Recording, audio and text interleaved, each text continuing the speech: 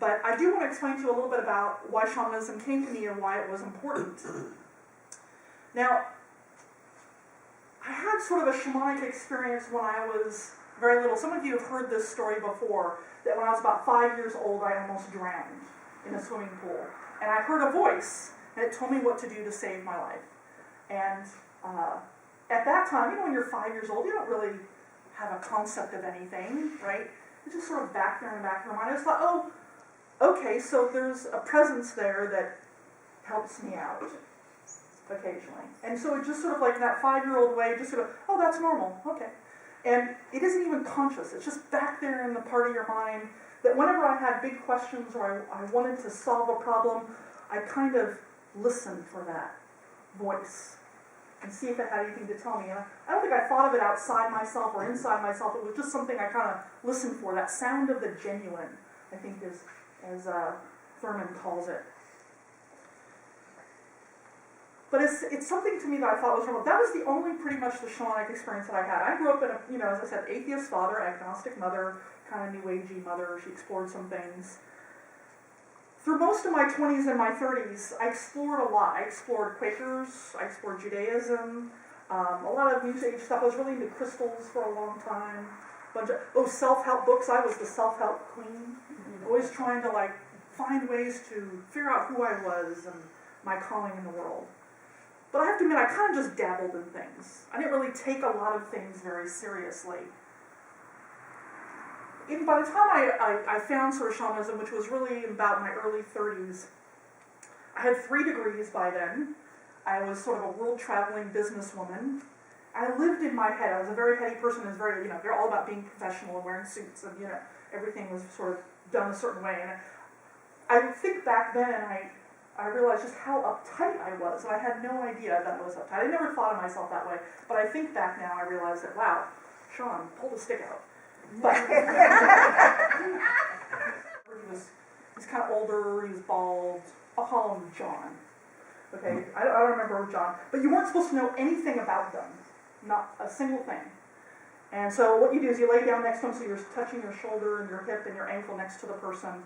We're lying down there, we do the shamanic journey, and I'm like, oh, God, I have no idea what I'm doing. This is just, I'm kind of panicking, Oh, this is going to be terrible, I'm not supposed to know. He's supposed to set his own intention about what he wants and what he's going to do. So, all right, fine. So I go down to the lower world, and there's my power animal there, right there with me. And he says, I come out to this sort of seascape with rocks everywhere. There were sharp rocks. And I see John, and he's walking on these rocks. And I'm like, oh, okay. Hi, John. What's going on? What do you need? And he's very agitated, and he won't look at me, he kind of won't talk to me, and he's just kind of looking around, and I'm very confused. What in the world is going on here? All right, so just allowing things to come in. Finally, I think, oh, well, I'll ask my power animal. That's what they're there for. So I ask my power animal, so what am I supposed to do? My power animal says, he has to go back to himself. What? What? He has to go back to himself? What does that mean? I don't understand. He has to go back to, he just kept saying this, he has to go back to himself. Is that some, deep message that I'm supposed to give him? That, return to your roots or something, My power animal is just he has to go back to himself. My power animal gets very exasperated with me. So I'm sitting there, I don't understand what this means. I have no idea what I'm supposed to bring back to this guy. What in the world does this all mean? And suddenly I hear the call back, right? I'm supposed to go back now. Oh no, what am I going to do? I don't have a message for him. But then something instinctually came into me, and I grabbed John's hand in my dream, and we went back up to the middle world, and I popped up, and he's laying next to me, and I go, there, you're back to yourself. And I didn't know what I was doing. I just sort of did this sort of thing. And Michael Harner sees me doing this, and he goes, what are you doing? And I said, I don't know. My power animal said he has to go back to himself, so I brought him back to himself. And Michael Harner goes, oh, you did a soul retrieval.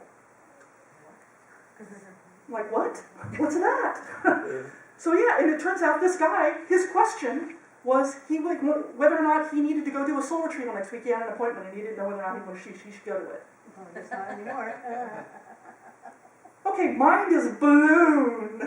I'm kind of like, Is this all coincidence? Is this all something that was out there? Who knows? I have no idea. But it was one of those things where you're like, huh, okay. That had nothing to do with me. I really did nothing. I was just more panicked than anything. And that's one thing I've learned about doing shamanism. It really isn't about me and whether or not I do anything. Just let the spirits do and do whatever you tell them to do. They usually know, even if you don't always understand what they're doing.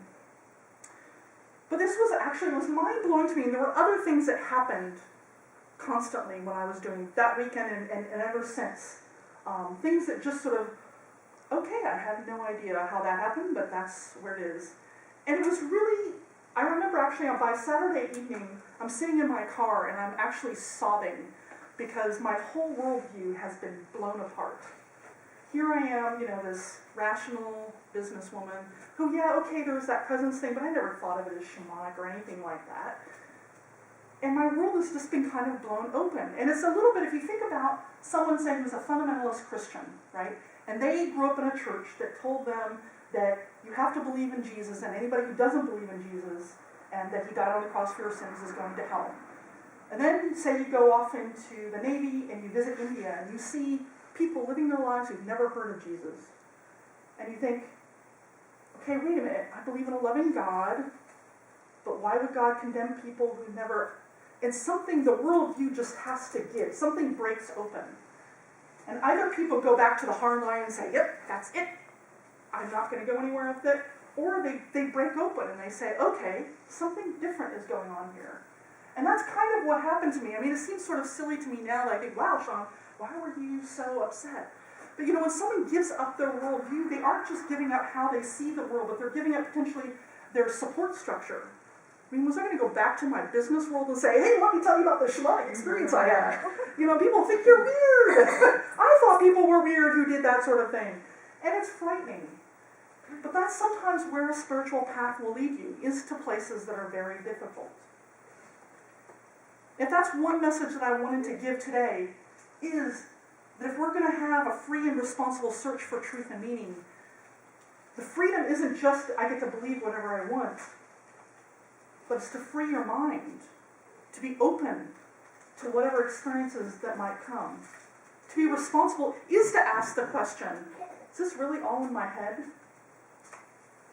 Maybe sometimes it is. Sometimes people tell me some of their shamanic journeys and I'm like, yeah, I'm not sure that was necessarily spirit, but okay. It does need to be responsible.